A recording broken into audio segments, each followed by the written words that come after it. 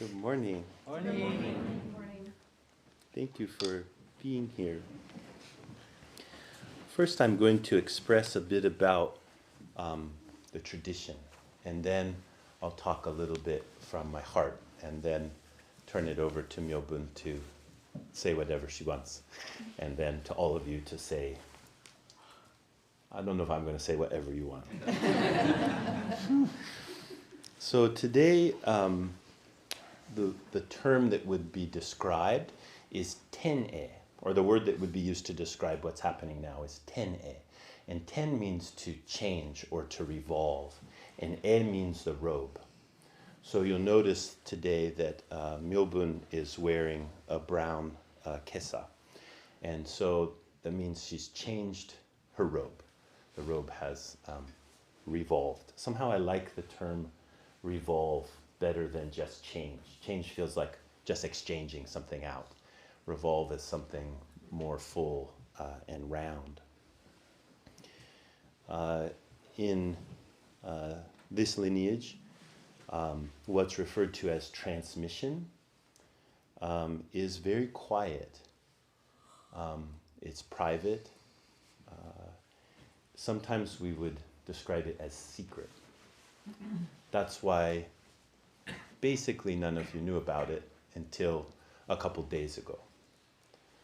So in the ancestral stories, transmission we can see is how the lineage is passed down from generation to generation and throughout a generation.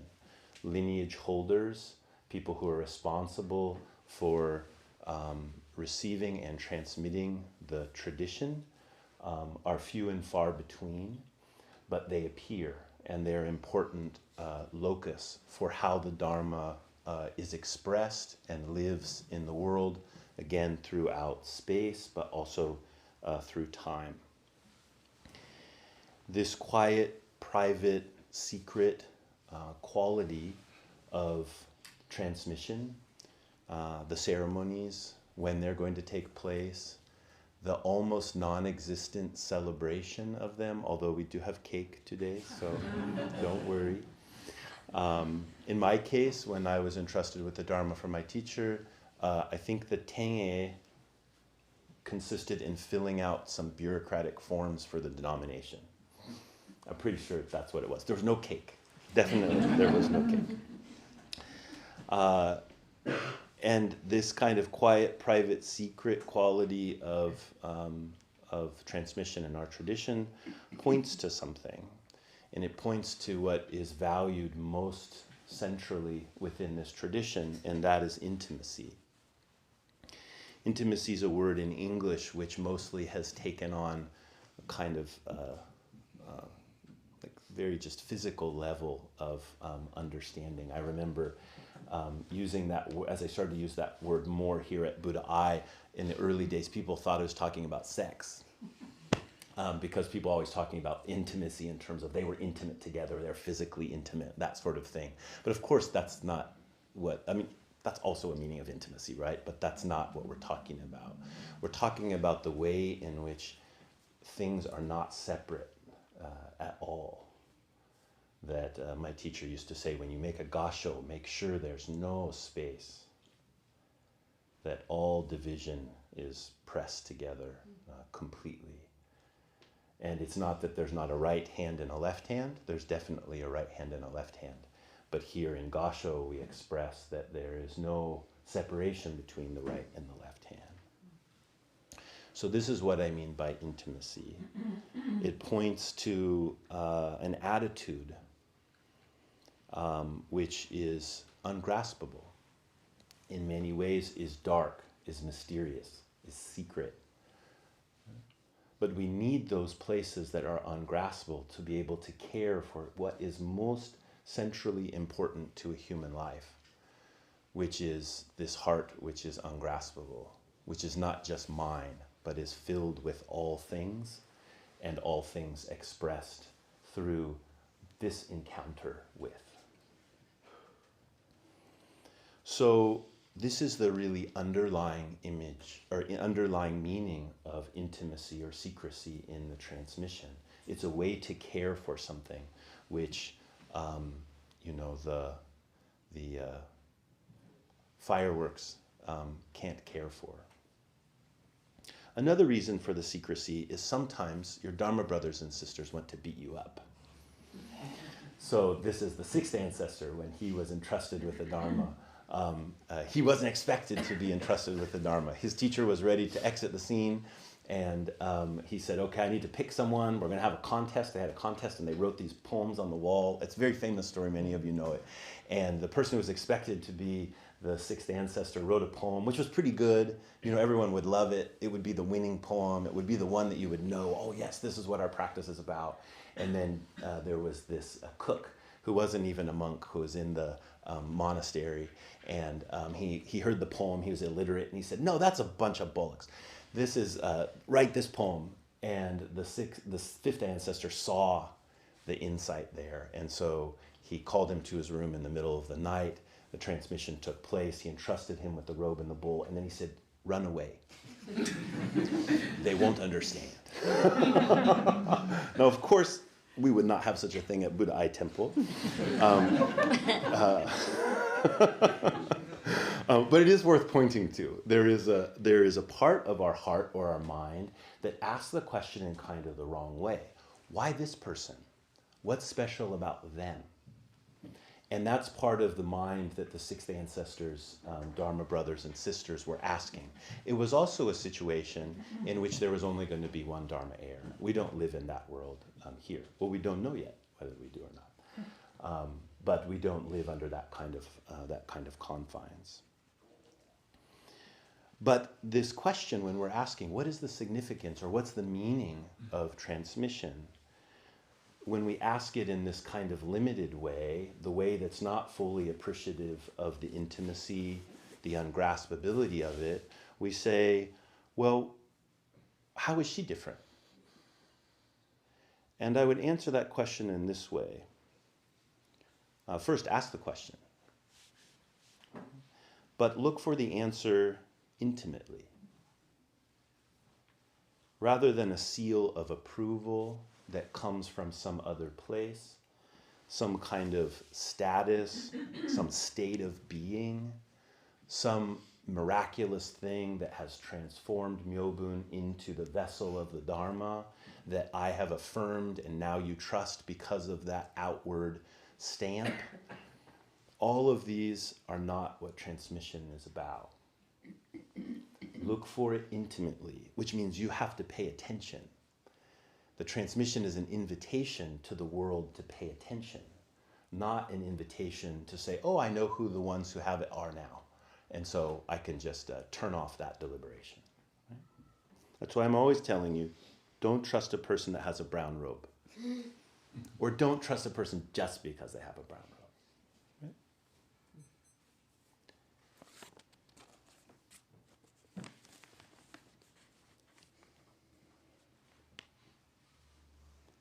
No, our lineage way is one in which the great earth, all beings awaken together at the same time. This is the standard that was set out by the founder of our tradition, Shakyamuni Buddha. Upon seeing the morning star, he said, the great earth, all beings awaken together at the same time. And it's that heart and mind that he entrusted to Mahakāssapa. He did not entrust it to Mahakāssapa in opposition to all of the beings that were awakened together at the same time. Shakyamuni Buddha's entrustment of Mahakāssapa was not an affirmation. There was nothing to affirm. Right? Just simply that the mind of all sentient beings is the great vehicle, or what we call the Mahayana. Now, there are a very small number of people who are entrusted to transmit this lineage way for us all, even though this lineage way is inclusive of all beings. and this is very important and easy to miss. We have two poles that pull on us, two poles that pull on us very strongly in our spiritual mind. One is the universal, and the other is the singular awakened one, the elite. And both of these are traps, but both of them are also necessary. On the side of the universal, this is when we realize that all beings are awakened together. When you hear that, I hope you can just sense that it's true.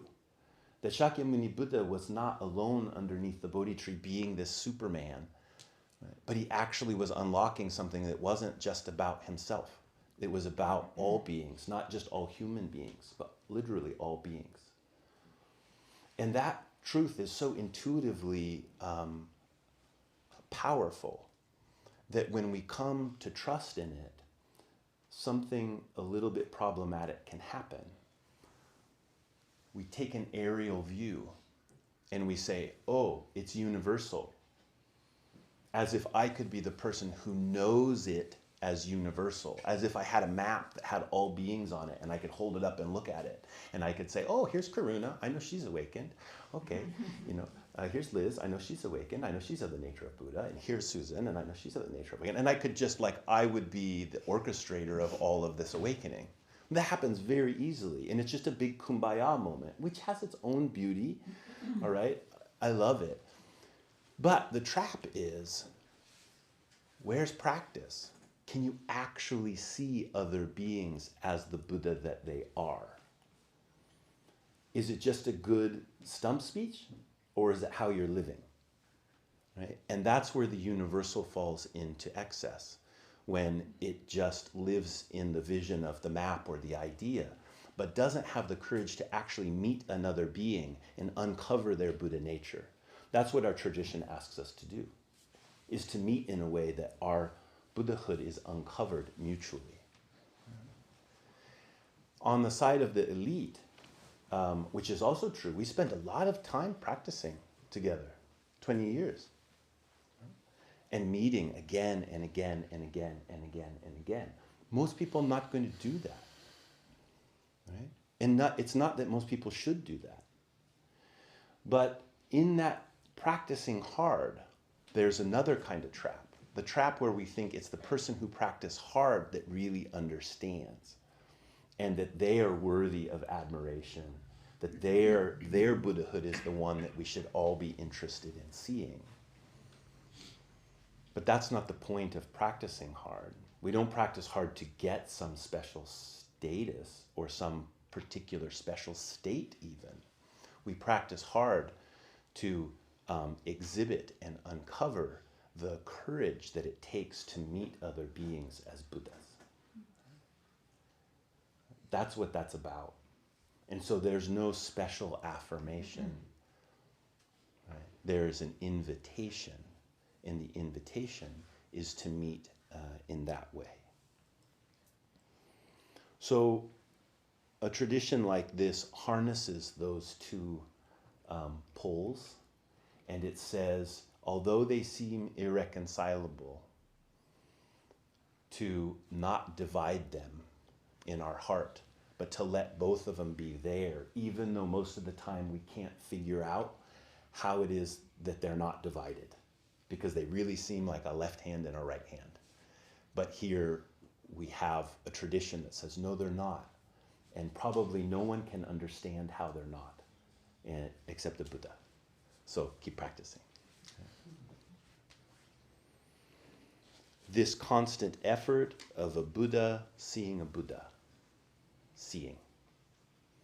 My teacher, I asked him once in an interview for something we were writing here. I said, Americans like to know what people's practice is. So could you tell us what your practice is?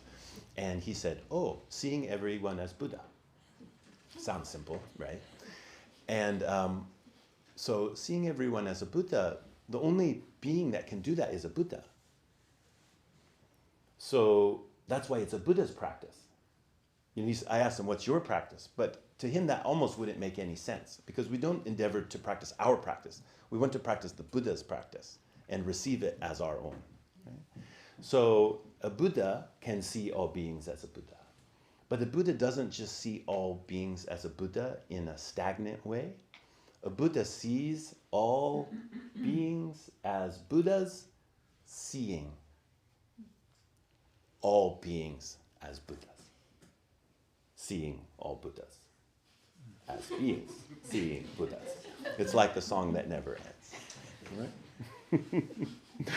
So this is my kind of, I don't know if it rises to the level of an explanation or just a confusing kind of rant, but this is what I want to invite you in terms of thinking about what this means in terms of the tradition. But the main point is that there is a clear-eyed, trustworthy steward of the way who has emerged from the womb of this Sangha. And it is a great celebration for me as Myobun's teacher. And it's a great celebration for all of us, particularly for those of you who have been practicing with Myobun for a long time, her Dharma brothers and sisters. And it's really a celebration for the lineage, for the ancestors, and for the way in which there is real medicine flowing in the world. And that's where we need to keep our heart attended to. And this is a pivotal moment for us in our endeavor to care for and deliver that medicine. So thank you, Myobun, for your practice and for your stubbornness. You know, they say that students make a teacher, and you know, you really are stubborn.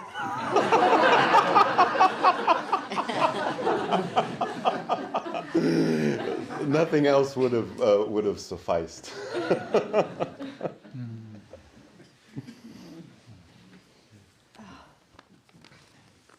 morning, everyone.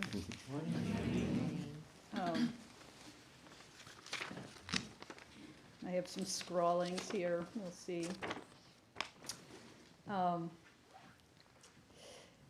I feel like long before I had any inkling of Buddha I or the Buddha Dharma or Hojo-san, I was trying to figure out what a life of vow is.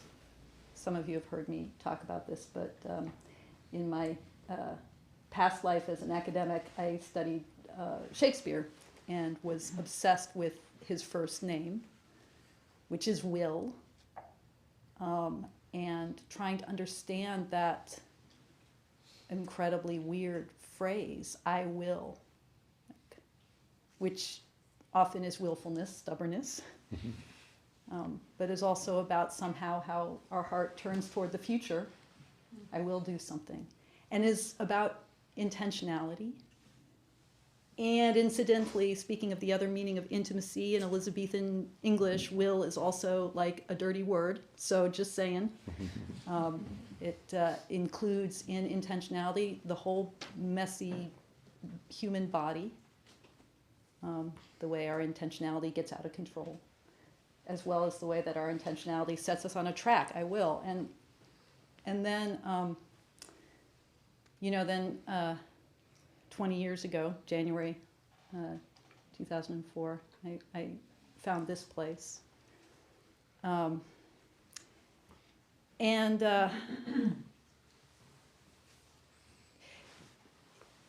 You taught me something this week about the kesa and the open side of the kesa. Because one of the things I realized this week was, it was a little bit of a surprise actually, was just how vulnerable this revolving would make me feel. That the kesa does not in any way protect us. It actually exposes us completely, exposes our heart. And that life of vow, the way I hold it now is as a life of the completely undefended heart. And my beloved Ezra knows that I am not so undefended. I'm very good at being defensive. And that's my lifelong practice, is somehow to activate this heart of vow without continually shoring myself up, without continually, girding my loins and trying to defend myself. And that's like the only work that is. I mean, the boundless heart, how do we do that? So like, I think literally 20 years ago, my first session here, such a pain in the ass I was. So I go. That's past tense. Oh, right.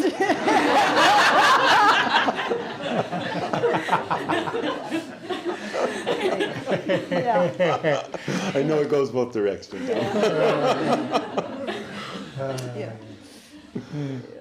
The stream runs upstream and downstream. downstream. Yeah. So I went to Sanzen, and I don't think it was my first Sanzen, and I just had this upflowing of my emotional heart, and I was trying to, like, having seen movies, I was like, oh, sensei, very, very, like, I didn't know what I was doing, and I asked you to be my teacher, and it's the only time you've ever been harsh with me, and you just, like, I just, like a Buddha Dharma scowl, and you rang the bell, and no, you didn't ring the bell first. You said, you don't know what that means. And I was like shaking, and I said, that's why I want to be your student, to find out what it means. And then you rang the bell saying, I think you said, go observe the Sangha. Watch the Sangha. Learn from the Sangha. And at the time I was just like, oh, I'm mortified. But that, that teaching, that first really powerful teaching of the refuge of Sangha, and, the truth of what it is to be here in this womb,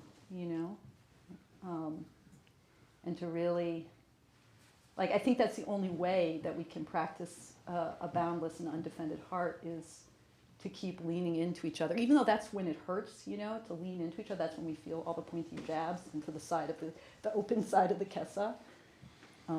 But that's like how it works, I think. And I think the other two things that are on my mind, along with just how incredibly important it is to be able to lean into all of us, into, like I was going to say into you, but it's leaning into the us. And this really came clear to me in a way that I hadn't felt it before this week. I spent the week here, living here, and really just being aware of, like, the life of vow. I mean, look what has grown in the it started before the 20 years that I've been here, but I mean, this is our teacher's vow made manifest every day, unfolding this temple, this space, all of us coming here, this incredible garden, this vibrant, the wheel that turns of the liturgical calendar, the practice, the chanting, the mokugyo, the oatmeal, everything, right? The cake that will be happening shortly. And realizing that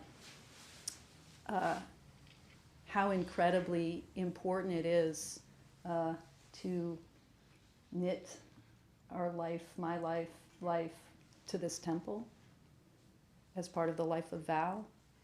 It's a place, but it's not just a place. That's incredibly, incredibly powerful. Oh, I said I had 2 more things. I think I still have 2 more things. So Sangha and this temple, and then another lesson, relatively recent lesson from you, Hojo-san.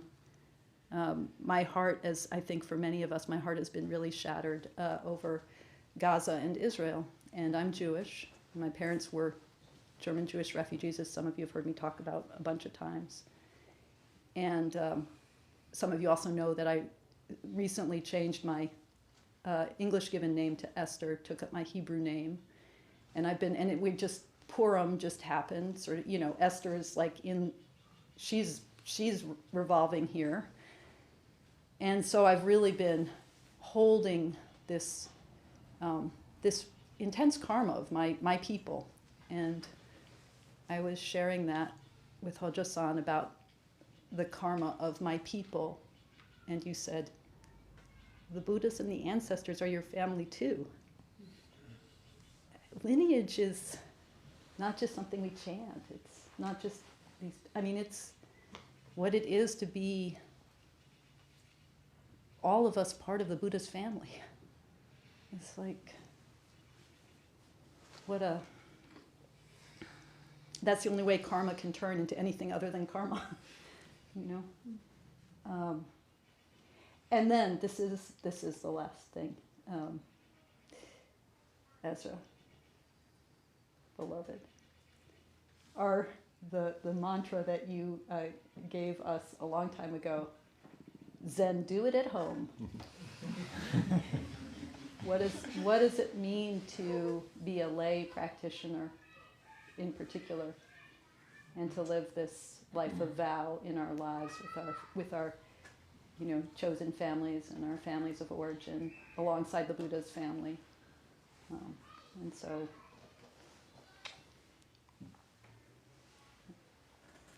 thank you, everyone.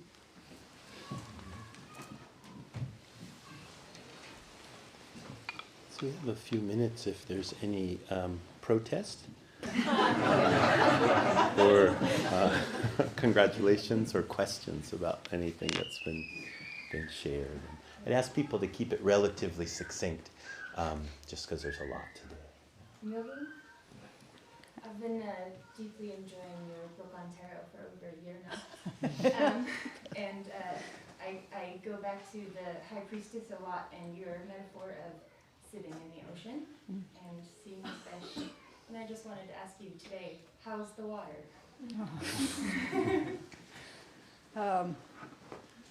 The water's fine. Thank you, Bill.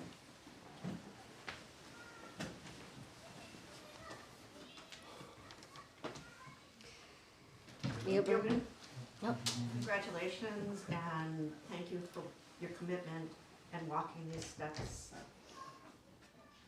diligently.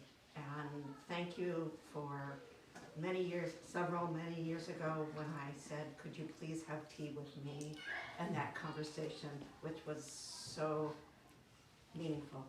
Thank you. Myobun, congratulations. And thank you for all that you bring to this temple and to this community. Personally, I want to thank you for helping me find the way to be ready to receive the precepts. And I'm so grateful that I have a piece of you sewn into my rock suit.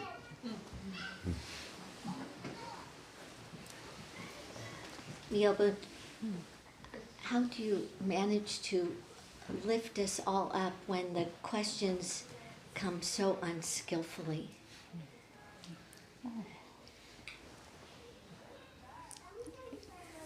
Questions are the most beautiful thing in the world,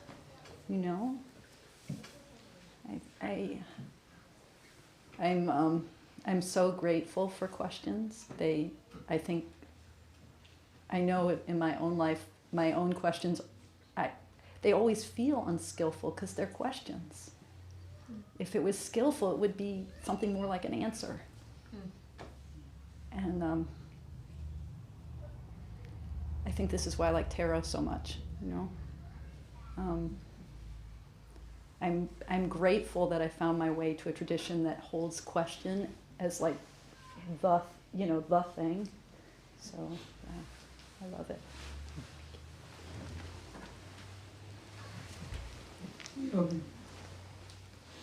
So I'm sitting here listening to all of this, and it's all so wonderful and beautiful, and I'm so glad for you.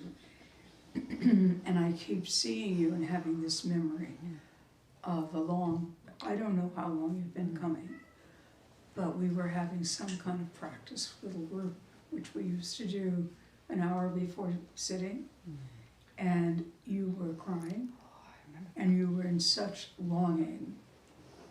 And so I hope, I feel that some of that longing has come to fruition. I remember that so vividly, that Sangha circle. I think how I remember it was, when I found this place and found my teacher, it felt like the bottom dropped out of my life, and nothing made sense. But I also knew, talk about unskillful. It's like I wouldn't want it any other way. Sometimes I get nostalgic for like how deliciously chaotic Right. falling for the Dharma was. Yeah. Like falling in love. That troublemaker. Well, I remember the four of us getting ready for Jukai. We were over at Issei's house and showering, and you said it's almost like getting married.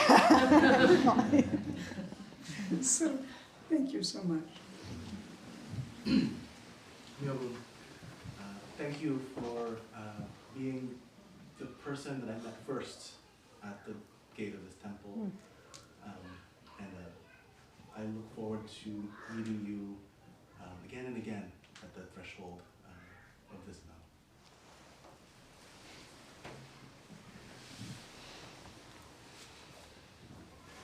Myobun. So through the years, as I sit and listen to you talk, it kind of reminded me of when I first started hearing Dogen, because you kind of spoke on tarot, and then you spoke high levels of like school stuff, or like different types of scholars like that I'm completely lost, but you would throw in little bits, at least through my ears, you would throw little bits in of our practice when I would hear it. And I remember, I don't know if I even told you this, but I was sitting listening to when you shared the 2 rights with 1 wrong talk. Mm-hmm.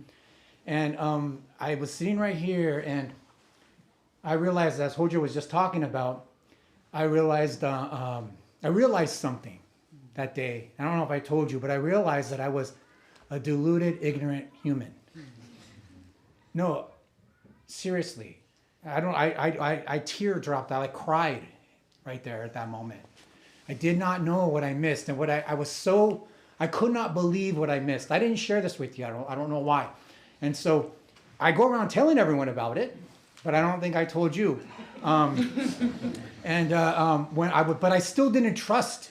Like we're talking right now, I still was like, I didn't even remember, because I'm a deluded, ignorant human, that I forgot why I should trust you, right? And I was sitting there going like, oh, tarot, and right? And I was sitting there and like scholars, and then I was sitting there and I went, oh, wait a minute. You taught me one of my biggest diamonds. I'm an alcoholic, ignorant human, ignorant, deluded human. And that was because of you. And I looked over and I went, oh, I can trust you. So I didn't tell you before, but I want to thank you for that, because it's been one of the greatest things who would have ever known to be ignorant and deluded would be one of the greatest things. Not saying that I know what to do about that. All right, but there, now I can see something moved, something changed that day. So thank you. Yeah, but I'm going to say this privately, but I'm also feel that I want to say this publicly as well, because throughout this whole process and the 20 years and all the places we have been, and I just, some of you have heard the story before. At one point, we had the Zen Wars of 2009, we call them, in our marriage, and I was under the impression that you were not Earth Mother, did not like gardening, did not like being in the kitchen. At one point I called up Ejo, I don't know if you remember this, and I said, you send her home right now. From that point on, every time you went to a session, he put you in the kitchen or in the garden. I was forever grateful, but there's always the pull between how much of a piece do I get of you and how much have you committed your life away for every Thursday night or every Wednesday night for term or not term. And as this whole transmission has been revolving within me and our household, I realize that the moment has arrived to say to both you and your beloved teacher that I am ready to begin to be willing to give up my share of you as is needed and called for, with much less fear and resistance. And I just want to say, I honor who you are.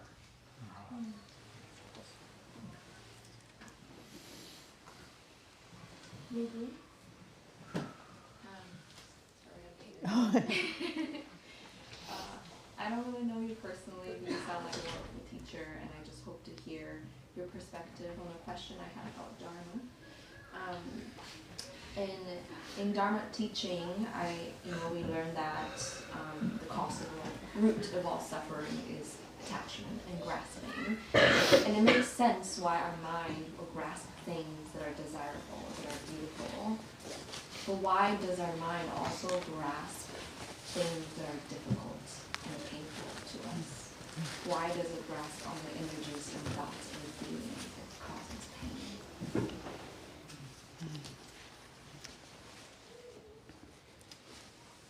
I think we grasp what we know. Knowing the way our minds and hearts know is to grasp. And so we just keep grasping what we know, trying to work with it, trying to Tetris all the pieces into shape. We keep doing that. Sometimes the pieces are the good pieces, sometimes the pieces are the bad pieces. Sometimes we call the grasping desire, sometimes we call it hate or fear, but we're living in the world that we know. And, how do we step backward into the world we don't know, which is the whole world.